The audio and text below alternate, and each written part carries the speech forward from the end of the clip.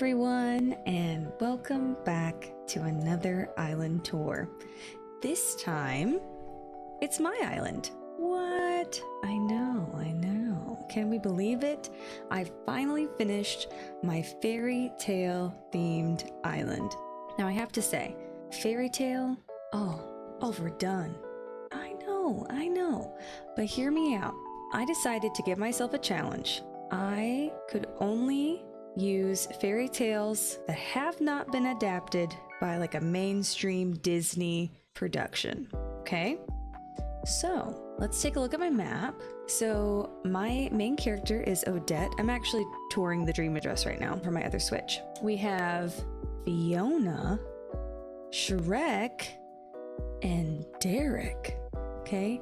As in Prince Derek from the Swan Princess, although I know he looks like Lord Farquaad. So the premise behind these specific villagers is as follows. Penelope and Jambette are representing characters from Thumbelina, and Buck is Donkey from Shrek. Rory is Rothbart, the bad guy in the Swan Princess. Then we have Drago, who is a dragon on the top of a mountain. I was inspired by a fairy tale called Flower Queen's Daughter? I don't know. It's about some princess that gets captured by dragons.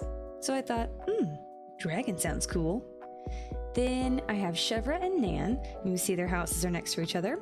I was inspired by Snow White and Rose Red, not to be confused with our, other Snow White. So we have those twin sisters there, and I kind of did their houses and their yards in opposite color schemes. I think it looks super cute, and we have scenes reenacting that fairy tale all around their house. Lolly is the gray cat from a fairy tale called The Witch, kind of a Hansel and Gretel type fairy tale, where we have a witch that's like threatening to eat these two children, and her gray cat ends up helping the two children escape. Then we have Flurry and Clay, another kind of story of opposites here. We have a winter wonderland here in the corner where Flurry is living, and what I like to call a fiery hellscape where Clay is living. You'll see. They are brother and sister, and they're based off of the fairy tale The Fire Son and the Snow Daughter. Interesting fairy tales, very dark, as I'm sure most of you know, but I had fun researching fairy tales and rewatching some of my favorite childhood movies for inspiration and references for these builds. So we leave the airport, and you can see the entrance. I love that gazebo and the stonework kitchen.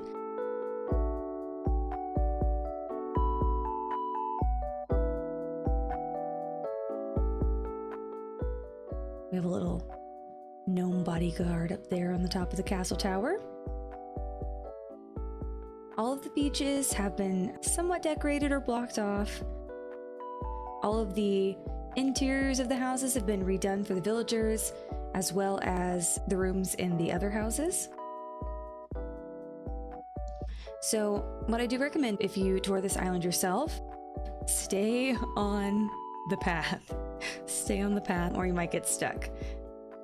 This is the most cluttered island I have ever made. Put so much stuff in here because I wanted it to look overgrown and whimsical and magical, and yeah, a lot of items. A lot of items on this island. So here we have our kind of village center. We have Nook's Cranny, and if we go down, you can see we have a cute community garden, Able Sisters, little pond here.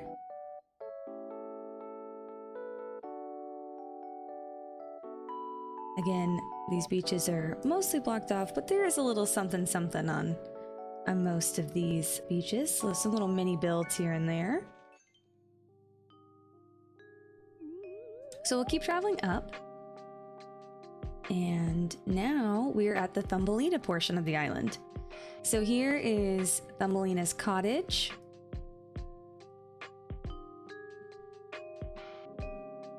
There's the farm. Let me get a better view of it over here.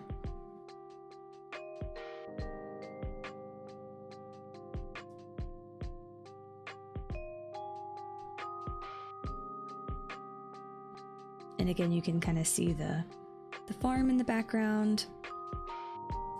Here we have a scene from the movie where we have Thumbelina and Prince Cornelius riding around on his bumblebee. Let me be your wings. You know that scene. And again, here's the little farm. Then if we go over here, we have another scene. And this is to... this is when Thumbelina gets kidnapped by the toads. And she's singing for some wildlife here. Here are the Toad brothers singing with her. And let's go ahead and go into Jambette's house.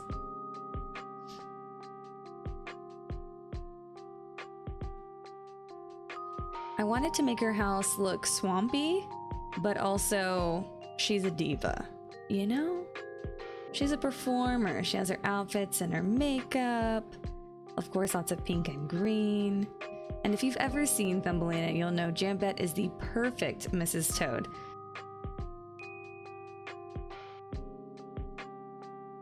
Here you can sit at the table and eat a little bug snack, you know? Yum.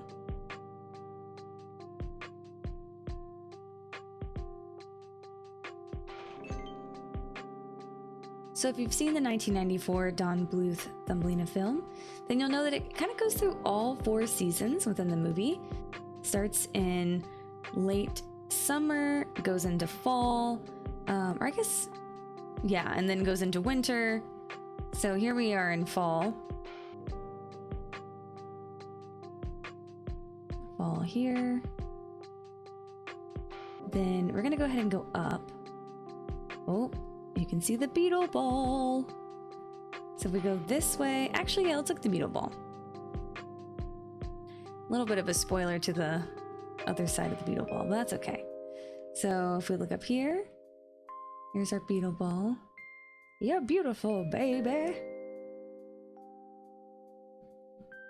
Okay, now after the beetle ball, and all the beetles tell her that she's ugly, which is honestly kind of traumatic.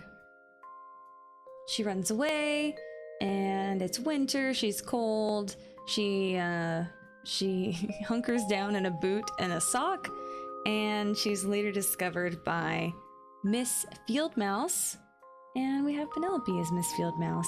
Here we have the jitterbugs coming to save Prince Cornelius because he gets frozen solid.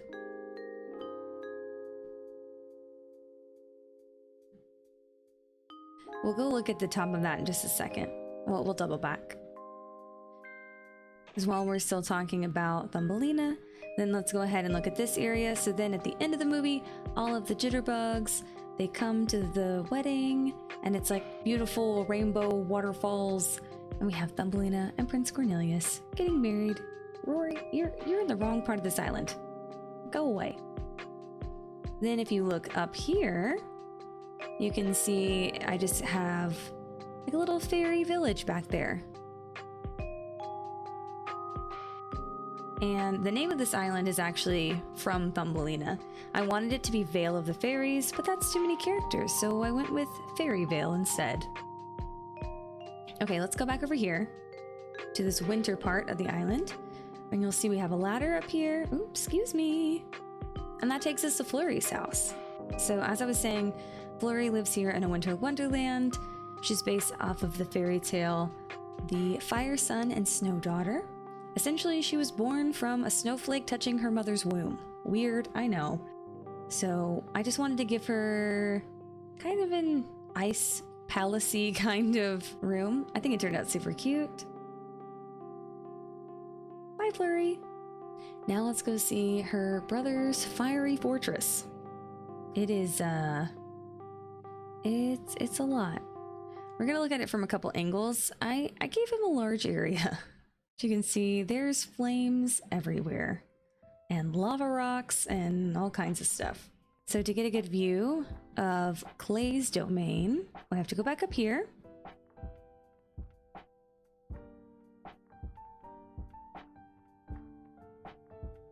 Go right over here, climb back up, stand on this stump, and then this is where you get the best view of Clay's house.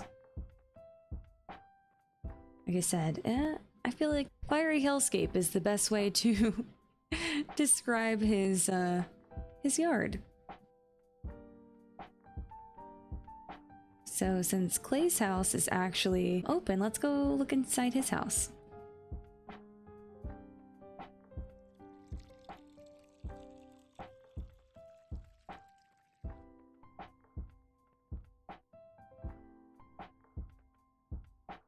Very simple, but I just wanted it to look like he's a man of little wants or needs.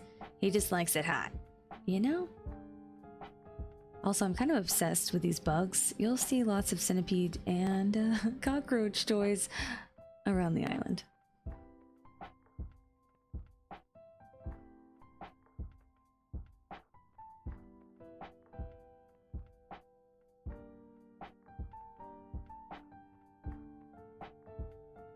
You can sneak across through those weeds and wheat fields and go to the Swan Princess part of the island, but we're gonna actually go back to the path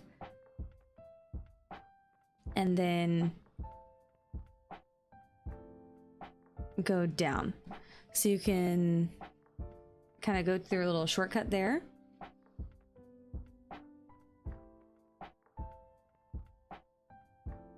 So this really natural looking kind of diagonal apple orchard is based out of a scene in The Swan Princess. I believe it's during the song This Is My Idea, where you see all these villagers picking apples at an apple orchard, and I was like, that's adorable. We're gonna do that for a transition area. So once you get through the apple orchard, now we're at Rothbart's castle, really. The castle where Odette is taken and held prisoner while she's in her swan form. So we have a little secret here. If you fly to this island, you'll actually see this in the flyover. But if we go right through here, we can see all of our little animal friends. We have Puffin and Speed. We have the swan version of Odette. And we have Jean-Bob. Let's actually get the camera out and see a better view of the castle. And I kind of tucked Odette's house there in the midst of the castle.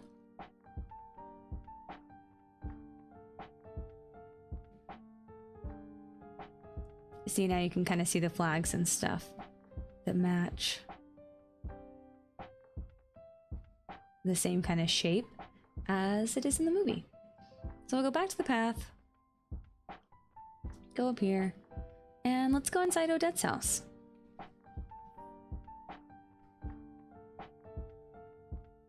So for Odette's house, I wanted to kind of give this first room stick with the blue and white theme that kind of matches her and her outfit. And of course, with these gold accents, makes it really, really regal. I felt like a throne room was a good kind of compromise for like the grand staircase and huge like foyer that's in Prince Derek's castle. So then we have like the court musicians here, because I was imagining the scene when Prince Derek tells his mother that he's met someone and he's going to bring her to the ball. Of course, it's Odette, but we also, we know as the audience that it's not actually going to be Odette. It's going to be Rothbart's minion. I did go ahead and block off the other two rooms, just because interiors to me aren't as fun to decorate when you have to gather all the items yourself.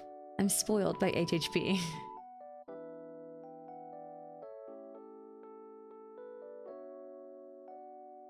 So this room is based off of the room where Prince Derek and his friend are playing chess, and he's getting scolded for saying, "What else is there? You should write a book on how to offend a woman in 5 words or less." So I figure, we need a library, we need weapons to show off, trophies, all the things. And of course, chess. And then finally the basement. I wasn't sure what room I wanted to kind of be inspired by for the basement, so I was like, oh, why don't I just make a nice huge kitchen? Because of course they're making all these fancy foods for the ball. Oh, I turned that on and off. And you might be wondering, why do you have an ice sculpture of a bear in here? Well, they don't have a swan ice sculpture, so I had to make do. So now, if we continue over here, you can either go up this staircase or the other staircase. I guess we'll go up this one. So you can kind of see the waterfall. You can see there's like a forbidden forest back there, which we're about to head to. So if we go up this path and we head to this forbidden forest, this is supposed to be based off of where Prince Derek and Rothbard have their fight once Rothbard's turned into the Great Beast. And Prince Derek loses his sword, so I had to hide a little sword in here. So here's Rory's house. Again, he's my Rothbard.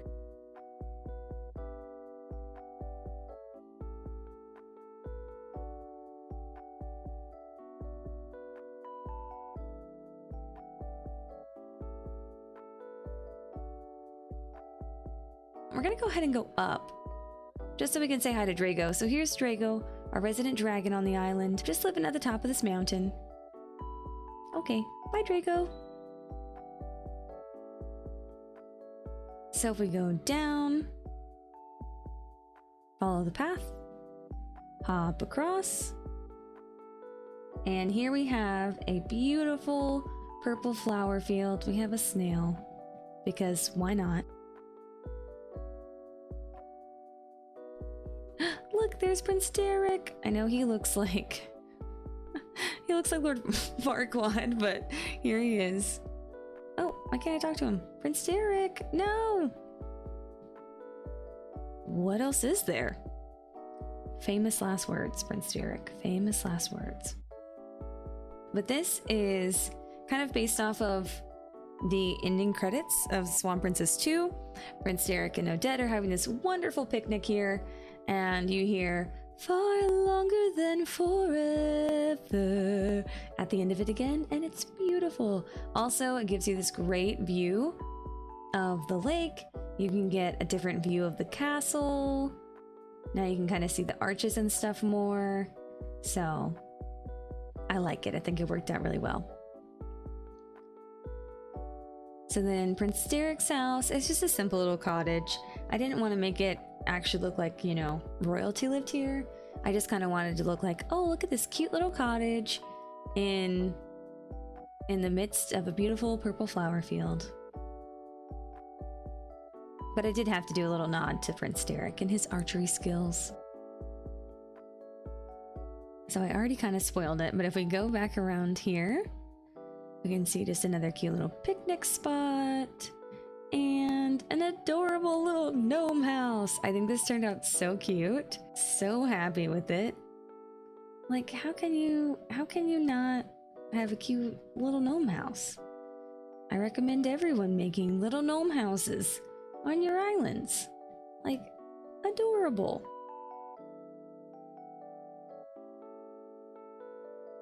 So then we go back up here. We're gonna go back to the path.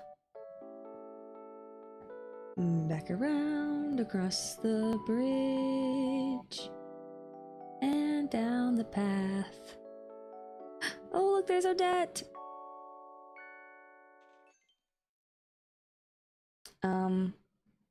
I forgot that was her saying. I started this island on my 29th birthday. So, oh my goodness, look at him. There's Shrek. What are you doing in my swamp? Sorry, I had to write it like that because I ran out of characters. So if we go this way, let's go up first. So this is Lolly's house. Like I was saying, she is the gray cat that belongs to an evil witch. So her whole house looks spooky and again overgrown. I just wanted it to look like, ooh, a witch definitely lives here. Now you'll see there is a hidden castle over here. This hidden castle is actually Fiona's castle. So you can see Fiona stuck up there. She is trapped waiting for Shrek to save her. And no, unfortunately, you cannot climb up there because only Shrek can. So So we go back down on the path. And now we're into the story of Snow White and Rose Red. So you can see there's a little gnome here chopping wood. The story goes that Snow White and Rose Red were going out into the forest and they ran across this goblin dwarf gnome. I can't remember what exactly they call it in the story. We're just gonna call it a gnome for now. They run across this gnome and his hair is caught in the wood as he's chopping it. So the two girls rescue the gnome by trimming his beard a little bit. And he's ungrateful, he's mad. He always runs around with a sack of treasure, so that's why he has a sack behind him right there. And he runs away and he's ungrateful. Then the girls find him fishing, and literally a fish is about to eat him. And they save him because his beard is yet again caught in the fishing line, and they have to trim the beard again.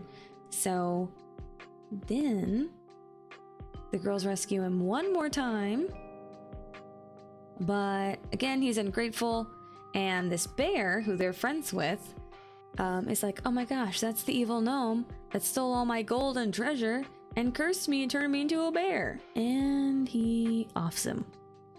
And then he turns into a prince. And then the bear marries Snow White, and his brother marries Rose Red. And they talk about a berry patch and how Snow White and Rose Red are always so friendly with all the animals. So of course I had to put bunnies and a little red berry patch. I think this turned out super cute.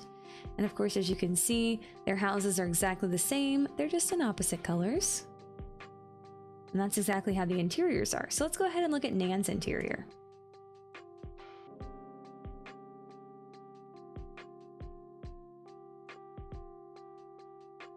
So here's Nan's house. They make special reference to a brass kettle. So of course I had to put the kettle in there.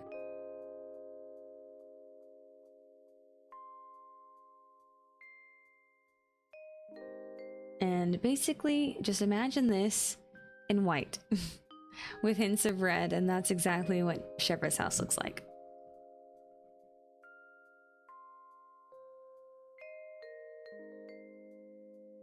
All right, and now for probably one of my favorite parts of the island, we're entering the swamp. As you can see, we have the Beware Ogre signs. Since this isn't a spicy island, I just had to do my best with the giant vines. And those are kind of like the roots and trees.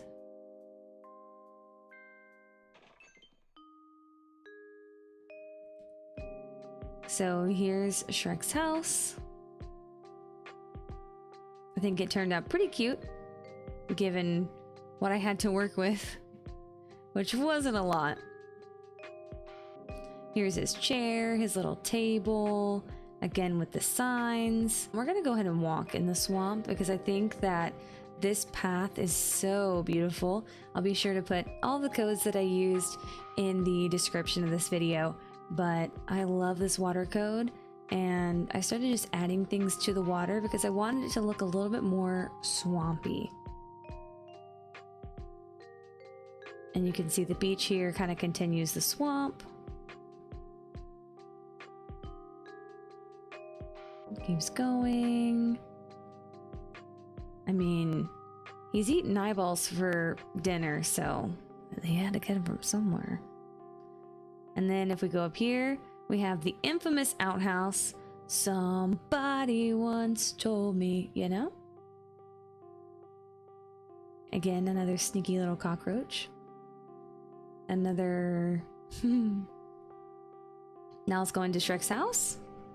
I had a hard time finding really good reference photos for the interior of his house, but I feel like, once again, with what I was working with, this turned out pretty cute. So again, he has like roots and trees kind of like growing in and out of his house. So I needed his house to feel very overgrown and feel like I made my house inside of a tree. So we're using the swamp flooring, and of course we have the giant vines and everything. The salad kind of looked like the eyeballs in the movie, so he's eating the salad for dinner. He does have a little reading chair and lots of books. Then if we go upstairs, I just gave him a little bedroom. Simple. I wanted it to look like this cave would lead out to the top of the tree, if that made sense. But he's got some bedtime snacks and another little friend right here. All right, so that's Shrek's house. Then if we go north of Shrek's house, let's skip this for now. Let's go ahead and go up right here. So we have Buck's house. Buck is of course representing donkey. So here's like the little table where all of the villagers are selling their magical fairy tale creatures to Lord Farquaad's men. So we have like some of the 7 dwarves being sold off right here. We have Papa Bear and Mama Bear, and then Baby Bear separated over here, and of course all these wagons with horses carrying them away. Because if you remember, Baby Bear gets separated from Mama Bear and Daddy Bear in the movie. Let's go into Buck's house. I think his house turned out pretty cute. I just kind of wanted to make his house look like a stable. And alas, I feel like it turned out pretty cute.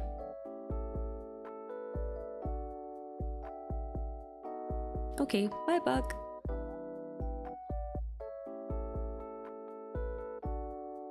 There's nothing really at the top corner, just some, just some stuff to put on the beach so it's not bare. And here we have the wedding scene at the end of Shrek 1. Of course, the magic mirror is a guest. And some gnomes. You too can be a wedding guest if you want. I left some seats open for you. Then we have the little 7 dwarf band over here. You could even pretend like you're donkey singing at the mic, Then I saw her face. Now I'm a believer. And then here's the onion carriage riding off into the sunset with the white horses. And that's the whole island. So let me know in the comments, which one of these was your favorite build? Also, let me know, what's your favorite non-Disney fairy tale movie?